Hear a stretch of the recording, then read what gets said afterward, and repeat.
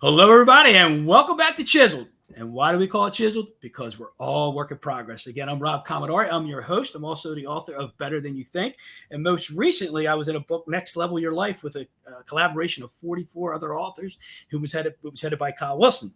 But today, I have a special guest on my show, and he's not a realtor. A lot of guests are realtors, and his name is Jim DeCarlo. He's a dynamic executive with a proven experience in building, growing, restructuring, and improving the performance of a company, known as a C-suite leader. His call is to focus on leadership, on a mission to serve others by helping them find more life, more control, and overall increased enterprise value. A little local flavor coming here today from Ellicott City, Maryland. He graduated from Towson State University. He was captain of the lacrosse team, which we're going to get into because it took him on a journey, which we'll discuss in a little bit. He played indoor professional lacrosse before relocating to the Aussie country of Australia, where he found his wife, Anne, or married his wife, Anne, and then he returned to the United States. So we're going to get into that too. Jim is first and foremost a father of four and a husband to his wife, Anne, for more than 25 years, which is awesome. I'm in that club too, 26 years for me. And I am looking forward to talking to Jim today. And Jim, welcome to the show. Thank you, Rob. I'm honored to be here. One of our collective friends was, I think, one of your first podcasts. That was 2 years ago. So it's taken me 2 years to convince you that there's a story here that we should share. But I had to convince you to come on. Yeah, awesome. So I'm honored to be on Chiseled. I mean, you're doing some really good things, Rob. You're bringing some neat voices. Again, I'm humbled to be on this. You're bringing some really great voices and a message to the community. You're a father. You're a real estate agent. You have a book you've published. You got a podcast going. Yeah, I'm honored to be here, man. Well, I'm thank you for that. I'm humbled to have you on here. And the purpose of getting Jim on here is he's had an extraordinary life, and it's been full of transitions. And we want to package this theme around the transitions in business and life. And I mean, I just mentioned to you, went from the United States to Australia and back to the United States. So Jim, if we could share a little bit of what you started in Baltimore and a little more local flavor, by the way. Jim's dad played football for the Baltimore Colts back in the 1950s. And I think he was part of that 1958 championship team. He was, Rob. Yep, he was. He was lucky enough to be part of the team in both 58 and 59 back-to-back championships, which is kind of part of the whole story. Life has been pretty neat, and I'm blessed to call it a rich life. It's been an honor to represent the U.S. over in Australia. It was an honor to be part of a family that was Baltimore history, right? That was pretty neat. My father's Art DeCarlo, and he passed away a few years ago now, Rob. He died. He was one of the first brains to go to Boston with CTE. So, wow. And funny, you think about the arc of life and the transitions of life.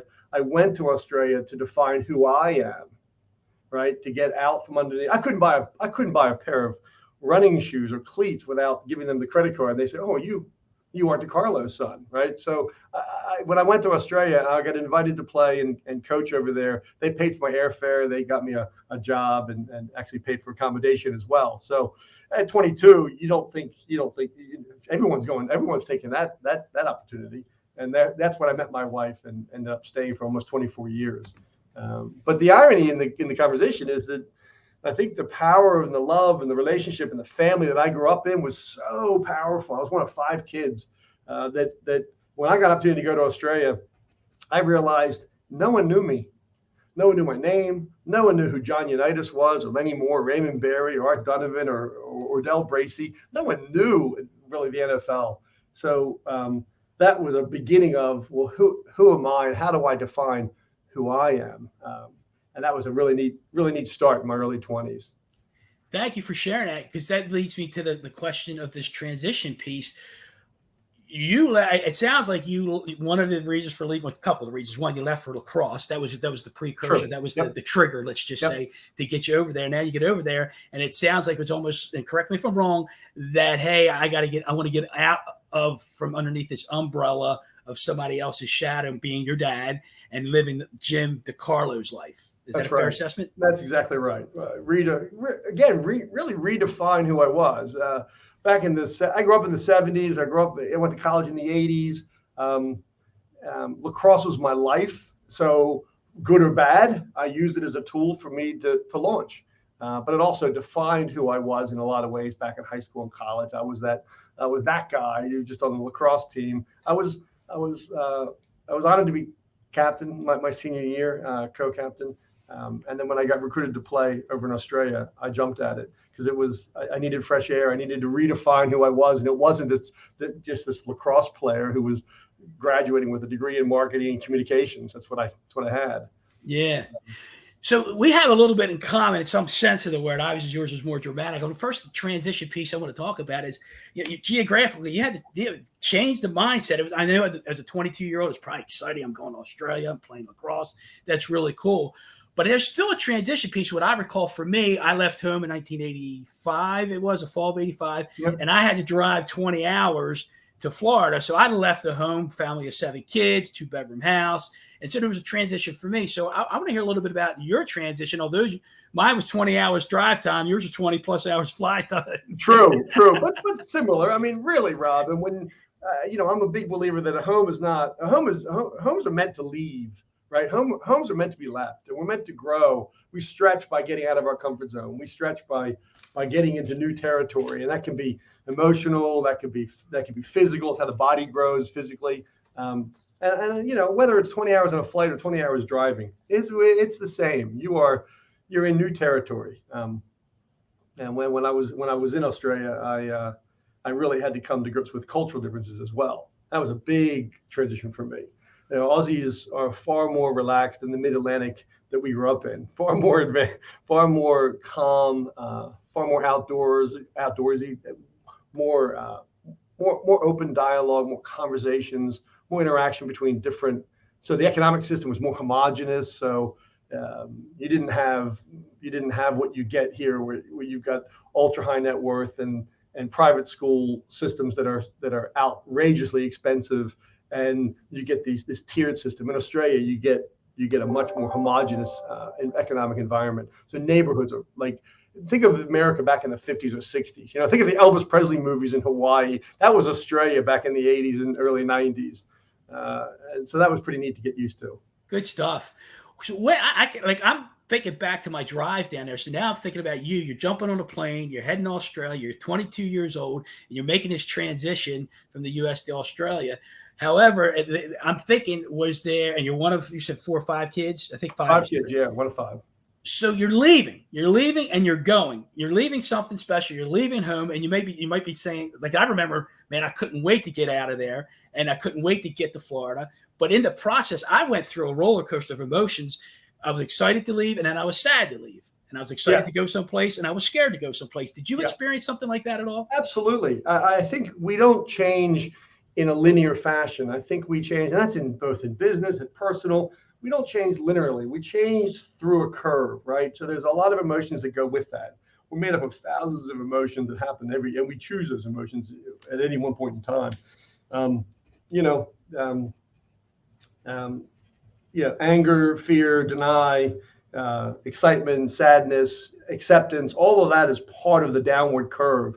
And then when you get through the other side, you start to develop plans and energies and initiatives and programs to actually achieve the next level of outcome. But I think that's how the body works. I think it's how life works. I think it's how growth in even an organization works. If you mapped any organization, you'll see a series of S curves in there. And I think it's being aware. I became super aware internally of how I navigated that. Right. My family, my mom and dad certainly were sad to see me go. But at the same time, they knew that I needed to fly. My wings were stretched, and it was time for me to get going. And if you got homesick, you just couldn't drive home. No, this was back in the day. You didn't have cell phones like you do today. You didn't have Skype or Zoom. I was writing letters to my mother and father and even my grandparents back in the day. And I assume they wrote some notes and letters back to you as well. Oh yeah, it was neat. Yeah, it was good old fashioned penmanship. We exchanged letters. We called once in a while, but it was $4 a minute. collect call. Yeah, that's right.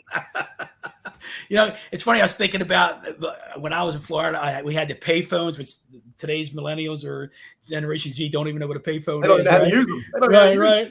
So, but I remember my mom used to send me biblical quotes on 3x5 index cards, and I get like 3 a week. So she would constantly do that. It was so inspirational for me and That's to stay awesome. connected to your family. So let's jump into you're now in Australia. Yeah. And you've experienced that roller coaster of emotions from Maryland or from the United States to Australia.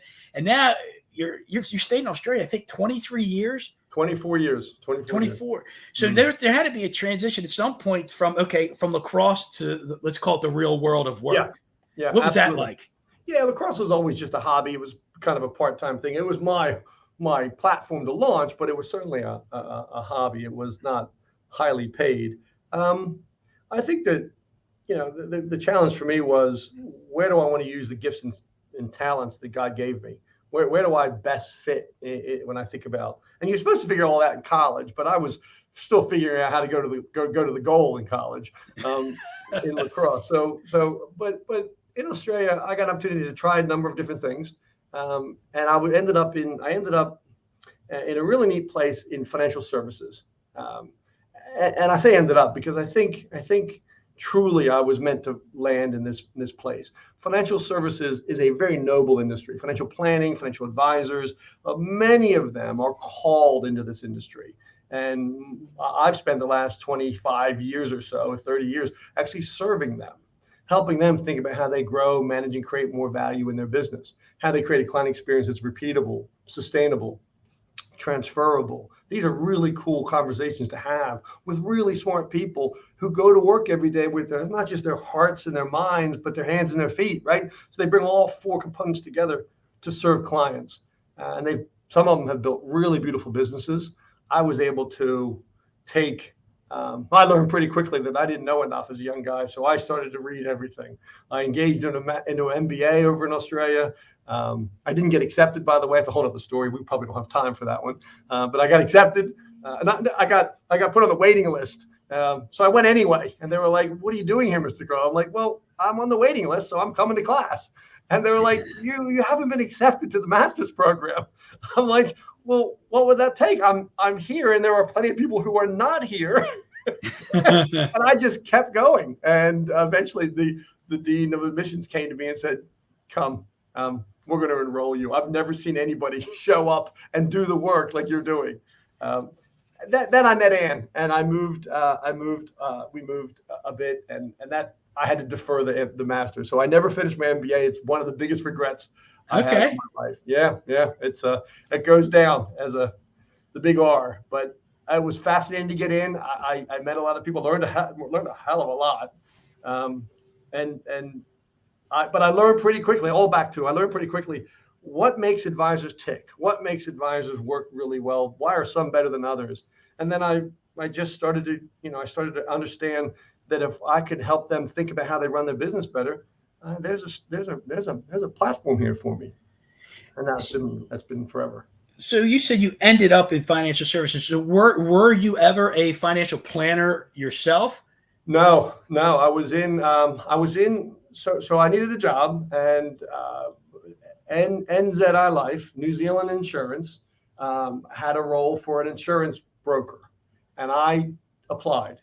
And after a number of interviews with an American accent and receding hairline, I was able to win the job, and I hated it. I just didn't. Well, in those days, insurance sales people, it was who do you know? What family members do you know? What friends do you know? And I was a sole American living in a small town.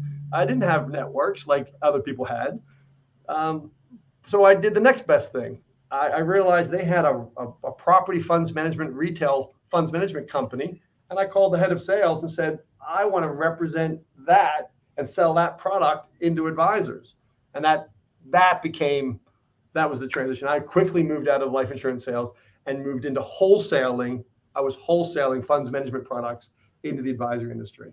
Okay. And then you did that. You were over in Australia for so many years. So how many years were you in the financial services business there in Australia before you transitioned over here back to America? 22 years. So 22 years in that 2 business. years of lacrosse, 22 years of financial services. I worked for a couple of very large financial technology firms, and that's what really did it. We were quite disruptive in changing the way financial planning was delivered to clients, and that was really. And so when you sell disruptive technology, a bit like Elon Musk selling the Tesla, when you're selling disruptive technology, you've got to get people to think differently. You got to get people to get outside their comfort zone. That's both heart and soul, because you're talking to their wallet, you're talking to their business model, and we came up with some really disruptive technology. And I think that really got me going, got me edgy with what does change look like? How do you drive change? And so when I think of change, I also think of transition, right? So so now you're there for 22 years doing that, and you get the call, so to speak, to come back to America. So what was that like? Yeah, so I ended up my career. My career in Australia ended as head of platform sales for one of the largest financial institutions in Southeast Asia, and so I'd been there 9 years as head of sales for platforms, and it got sold kind of overnight. Big deal, $19 billion it got sold for, and the acquirer was a large firm that had some money from Asia, China as well, and I knew. All the executives were going to go away, and I shared this at Christmas time. We're at dinner with everybody, and they were like, "No, we're okay." I said, "No, none of us will be here 12 months from now." So I put my hand up for a payout. I've been there 9 years. They paid me out. I sold the house, and I said to my kids and my wife, "We have two choices. We either sell the house and move to Sydney, or we sell the house and move to Baltimore." And everyone voted, feet and hands, Baltimore. So we burnt the boats, as they say, and we brought I re-immigrated back into my own country with 6 people 11 years ago. That's great. And then had the kids ever been here at all? Yeah, plenty of times. So I would bring one over. We came over a few times as a family when everyone was small, little, but I would every year I would bring one over. In Australia, you get as an executive, I was getting 4 to 6 weeks of annual leave every year. Hard to use that up, right? We're busy. We got things to do. We're people to change, yeah. And I would bring one over every year, and so they got a chance to spend time with just dad and grandparents and so forth. So yeah, they got to know America, but I knew I was over the tips of my skis when I'm on the flight, and everything else is on a ship coming across the Pacific, and I'm paying, and my daughter has American change on the table and on the plane. We're 36,000 feet in the air, and she's like, "What's this?" That's a dime. She's like, "How much is that?" I go, "That's 10 cents. She goes, "Well, what's this?" I go, "That's a penny." She goes, "Why is it bigger than a dime?" I'm like, great question. I don't know. I don't know. So she had a hard time. All the kids had a hard time because in Australia, the denomination of dollars is by size as well. So 50-cent piece, 20-cent piece, 10-cent piece, 2-cent piece. Everything's bigger than the previous. Everything's bigger. Right. Yeah, that's great. So, Jim, now you're back in the United States, and now you're the chief growth officer of Wellspire Advisors, correct? Correct. Yeah. So when I came back, I knew the U.S. So talk about transitions, right? So in Australia, financial reform had swept through the industry over in Australia, and advisors had been doing things a certain way, were in some ways displaced because that was now no longer the way to do it. So they had to change. And so again, I was part of some of that early stuff. And then it happened in Canada and the UK, New Zealand. And so the only English-speaking country in the world that wasn't going through financial reform to make the game a lot safer and easier to play for like people like my parents and you and so forth, it was America. And so when all this happened with the $19 billion sale, and I knew things were going to come to an end, I could see. I think it's a gift that God gave me, an ability to see around the corner a little bit, and I could see that the financial service industry in America was going to go through the same shape that we went through here. And so I certainly don't want to be Bill Murray in Groundhog Day, where I'm just repeating the past. I certainly don't believe in that. But I'm like, the U.S. financial planning, financial services industry is going to change. It's going to consolidate. There's going to be some mergers and acquisitions that take place. I had experience of that in Australia.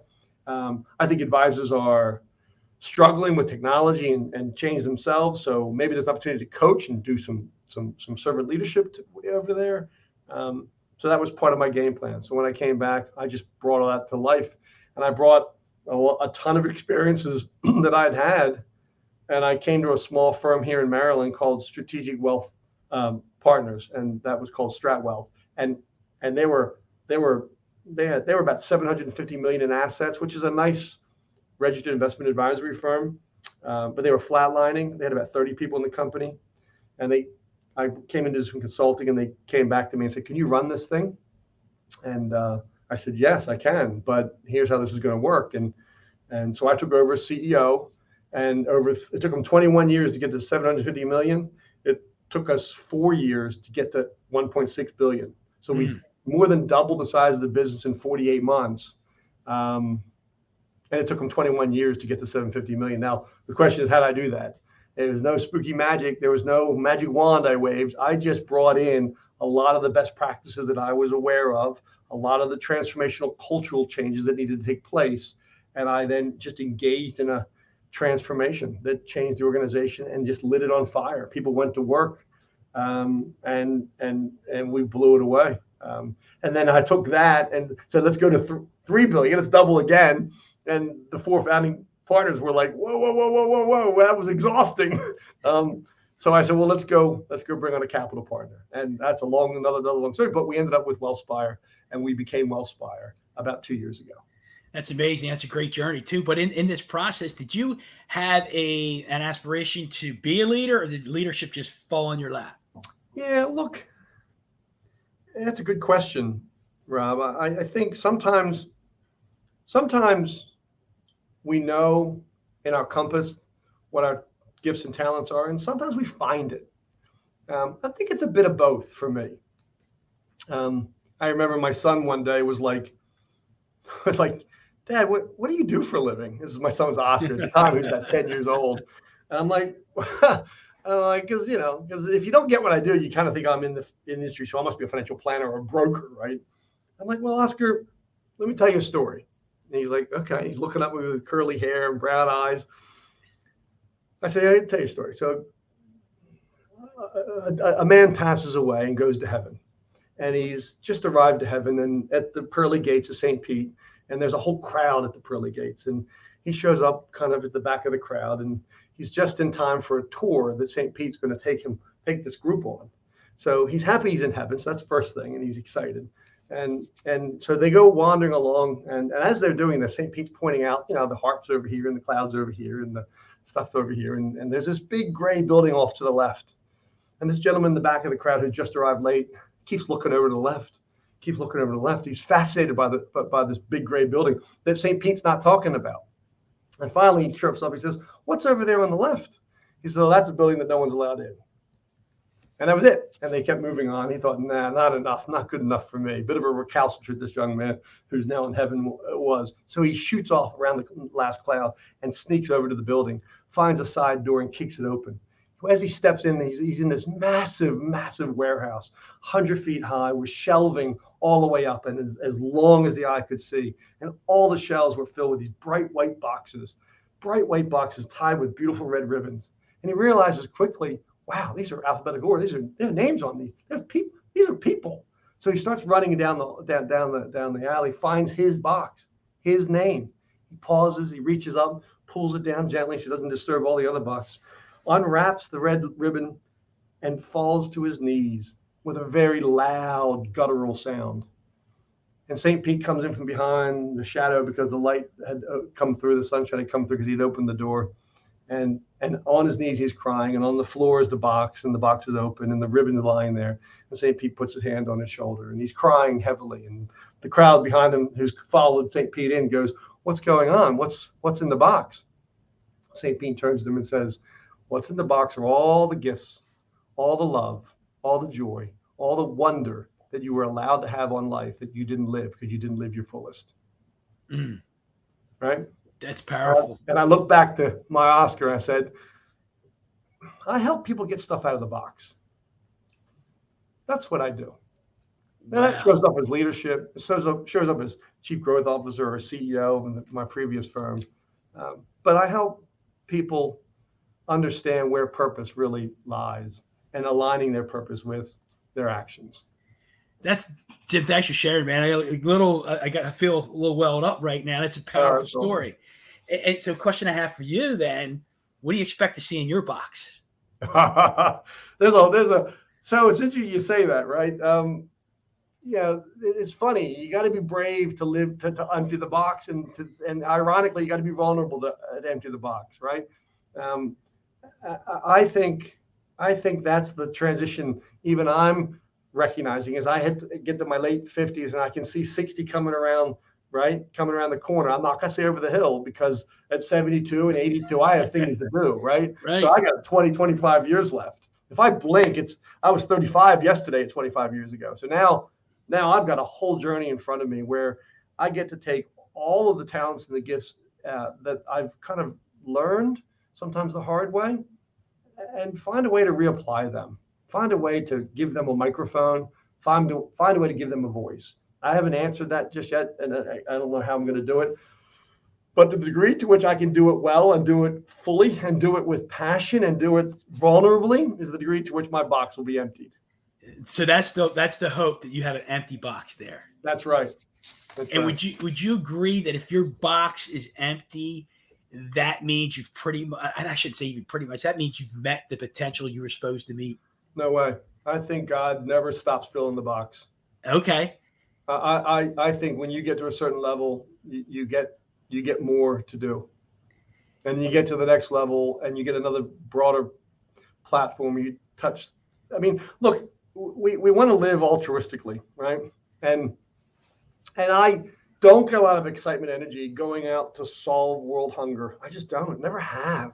Right. I feel for the homeless, and I feel for the poor, and I feel for the marginalized, and I feel for the dogs that are beaten, and I get it. And there are people with cancer.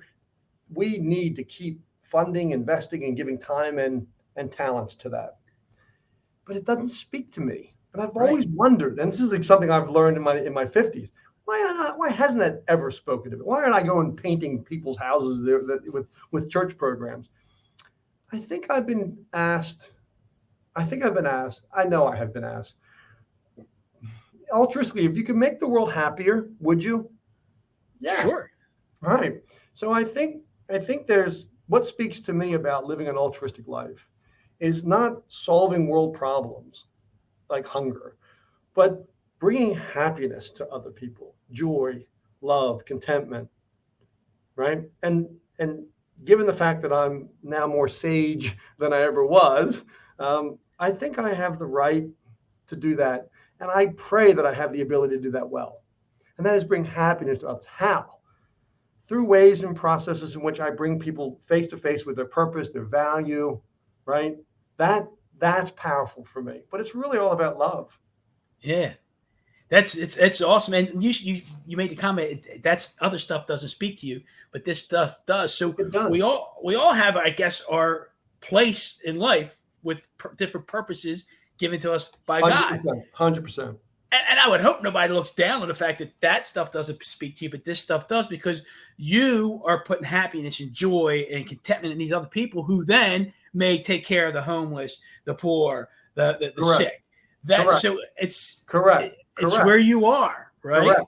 There's nothing wrong with being, say, because we're all that altruistic. We'd say, well, maybe I should just become a monk or a priest, or maybe I go right. But no, why don't I be the best scientist in the world and go solve cancer? Why can't I be the best politician and go solve water issues all around the country and the world, right? You can actually go and engage in an economic or political environment for the good of a greater world. And I do that in my own little space, right?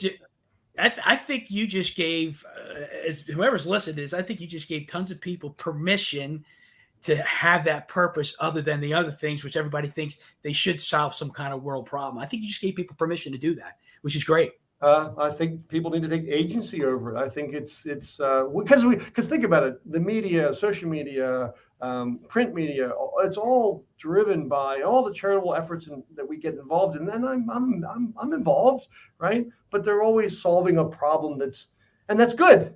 Yeah. But I get charged, and my hope is that I can leave the world a better place in a way in which I brought people joy, happiness, value, fun, growth, purpose, process. Yeah, there's a bit of industrialism in that, but people go to work every day disengaged with their business model. Why is that? Why is Gallup saying that people today are so disengaged with work? Like 32%, I think the last number was, of people are only 32% are happy with their job. Well, that's discontent at its highest. That means the economic value model of business, small and large, is missing the point.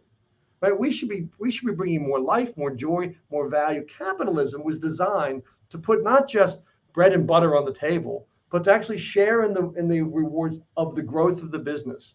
So as the business grows, people are putting kids through college. As the business grows, people are able to retire properly. Right? These are valuable components to what makes a business great.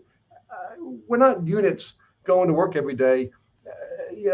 We are humans with hearts and souls, and that great business understand and are mindful and conscious around that. That takes a really unique level of leadership. And there are companies out there that are doing it, but sadly, most don't. They see it as a unit, and it's get to work. And thank you for sharing that. And what I heard there also is you used the words, it speaks to me. You get energy from what you're doing now. So that the idea, if people are still looking or trying to find their purpose, what speaks to you? Find what makes your heart hum, whether it's solving a world problem or leading a company. Yeah. And when you feel that humming in your heart, it's a clue. It's definitely a clue that you're onto something. That's exactly right. And that takes silence. That takes time with yourself, time in prayer. It also takes mindfulness around where do you get energy from, right? What's turning you on? What's your playground, right? And my playground is working with people to drive better purpose, processes, and put systems in place that actually allow that whole thing to blow up and grow. And you know that. And you know that. I know that. Yeah. I know that. That's phenomenal. A lot of people go through life looking and looking and looking for that purpose, and they can't find it. So thank you for sharing that, Jim. That's amazing. Earlier, you mentioned a word, and I want to bring us back to that. You said something about the arc of life. Mm-hmm. Mm-hmm. And can you talk a little more? Because I think all this comes into play. This whole arc that you're talking about. Can you talk to me a little more specifically about this arc of life? Yeah. We're born with one lifeline, right? And it starts young, and there's an accumulation phase, and then you get to this top peak, and somewhere in your mid 50s, and some people it's mid 40s, for some people it's mid 60s, but somewhere around 55ish, you start to ask bigger questions, right? And it's a life when you're down here at the beginning of the arc. It's a life of, and I think you've had this conversation with others before, and I've overheard it. It's a life of survival. Right? You just find a job, get going, get working, figure out, how you're going to make as they say in Australia, how you're going to make a crust. So how you're going to make a crust. And then as you come through, you start to build a life of success. And too much of society is pulling all the time and pushing all the time, ego, white picket fence, kids, doctorate degree, master's degree, earn more, bigger title, new car, new house, grow. And we define it by this, like I call the first mountain. I'm stealing it from an author named David Brooks. But the first mountain is all of that. It's how do you climb this thing and get to a point where you're at where? You're at where? And no one ever asks, what's where?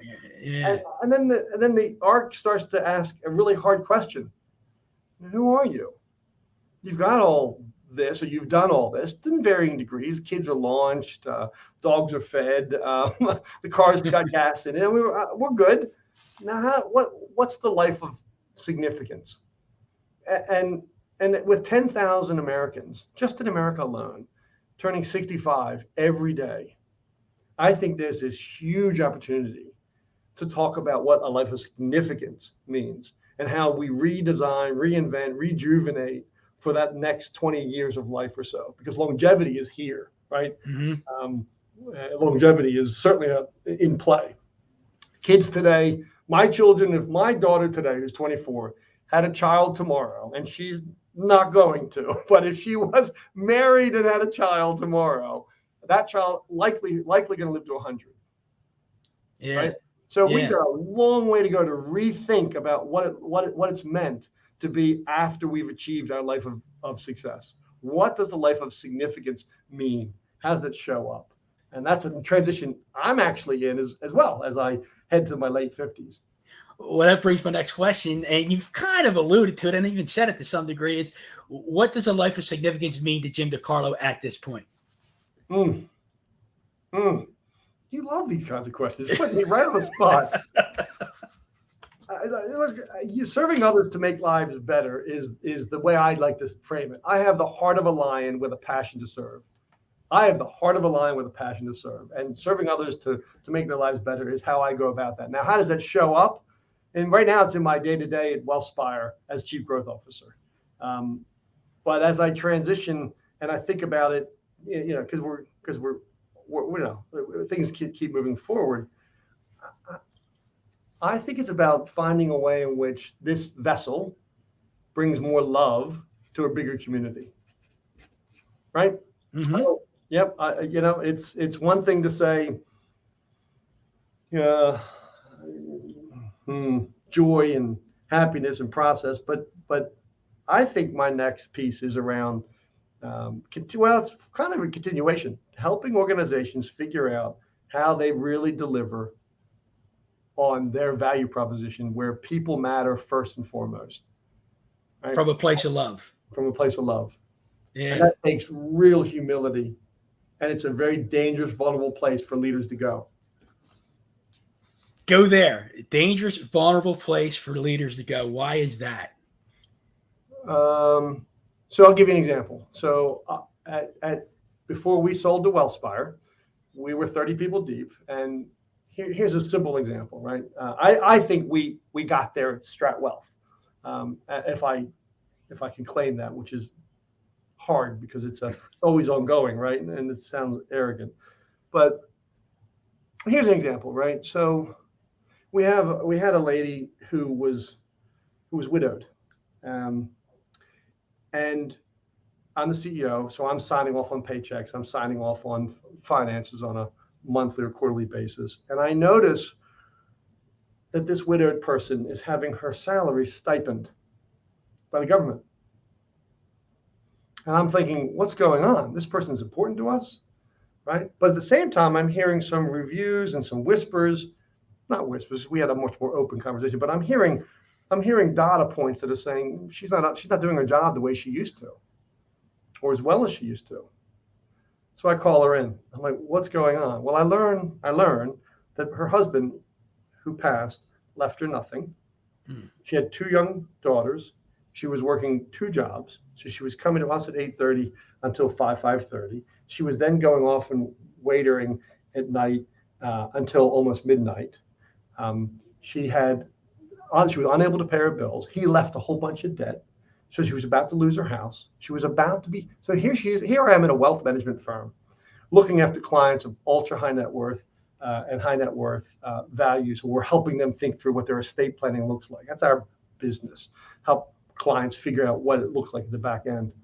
And here's this beautiful woman who's struggling, who didn't share it. And I found out. So my immediate response was, we're going to solve this. I want you to quit your other job. I'm going to pay you the difference in salary. You're going to commit back to us. I took it to the board first. I took it to the chairman and the board and the 4 founders. I said, here's our problem. She's about to lose her house. She's about to lose her car. Her kids are going to be they're going to be living somewhere weird and maybe dangerous. We need to keep her in the house. We need to help solve the problems with debt. And they were like, yep, boom. 48 hours later, she was debt free. She was debt free. She had a higher salary, but in exchange, we just said, you got to love us forever. You can't leave us, right? Man, you got to love us. We're gonna love you. You just got to don't. And she still talks about it. Tim, I got chills. I just got chills running down when you said that, man. That's an amazing story. Thank you. Yeah, I don't know. It's just one. It's a small data point in a very big conversation around how you bring mindfulness and conscious leadership into a business. Consciousness is really, really missing sometimes, I think, in today's world. Maybe that's part of your next job, to do that as well. Yeah, next job in your job. That's what I'm saying. Right. So, hey, before we wrap this up here, I have two questions for you. And we talked about transition, the Baltimore to Australia thing. We really didn't talk transition into the family life, but we know you did that. And then it's a leadership role back to Maryland or back to Baltimore.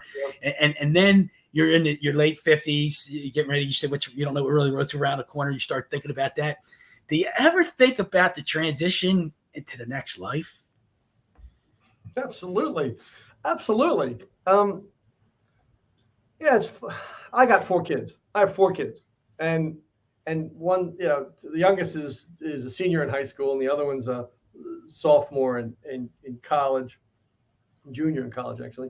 And that whole world now, sadly, they don't see the no matter how hard I've tried as a good old Catholic boy to raise my family in that. I think COVID did a lot to kill church and kill that routine. Yeah. And then you bring in things like Marvel with all these multiple universes and so forth. These young kids today, I mean, this whole UFO thing that's going on at the moment, I mean, they're all bought in, right? Yeah. Bought in. So it's hard for me to see and look out with a lot of Christian hope to this next generation, this down below that says, the Almighty is right with you, man, and He's whispering to you because He's there. But you keep turning away. So it's hard for me to see what's going on when I look down. But for me personally, God gave me certain tools and gifts. I'm just trying to use them the best I can. And I can only hope with all the crap that I did in my life and all the dumb decisions I've made in my life that He'll forgive those through the pearly gates. And I promise I won't go to the great building. I was going to ask about the great building. Great answer. I love that. So last question for you, Jim, before we wrap up here is, we kind of alluded to it already, but how much more chiseling does Jim DeCarlo got coming in his life? Oh, he's got a lot. He really does. I think we're always evolving. And I think being aware of that is really important. I'm studying Italian right now. Thumbs up, baby. Yep. I am. I'm doing a course. I got just engaged an executive coach as well to work with me on some areas that I know I've got blind spots in even today as a leader. So I've got an executive coach that is working with me, and it's neat. He's a 31-year-old Yale football graduate with a degree in, emotional intelligence. Phenomenal experience. I'm seeing the world of me through his lens as a young man. Perfect for me, right? Because I want to understand emotionally how I show up when I'm with someone like that who knows me now raw, right? Yeah, that is great. Yeah, that's been a neat journey. I think my next chapter is going to be a whole lot bigger than what I've been doing up until now. Yeah. Like I said earlier, I think God takes us to a point, and then He says, "Do you smell it? Do you see it? Do you understand it? Because if so, I'll open the gates again." And I think that's what's coming next for me. That's good stuff, Jim. Thank you for blessing us today with your experience through all your transitions and your hope for the future, hope for the next piece, next stage of your life. Thanks, and the leadership that you've demonstrated for everybody. If somebody wanted to get a hold of you, is there a way to get a hold of you, Jim? Look, I'm not a big Facebook guy. I am on Instagram, but that's JDC2122, and I am on LinkedIn. So they could find me on LinkedIn and read all the basic stuff there. But that's what I am, not who I am. There you go. Good stuff. Well, Jim, thank you again. I'm really honored and humbled that you came on and chatted with me for the last 45 minutes. It's been good. Thanks for having me, bro. And it's been awesome. I hope you enjoyed it. And until next time, everybody, let's go get chiseled.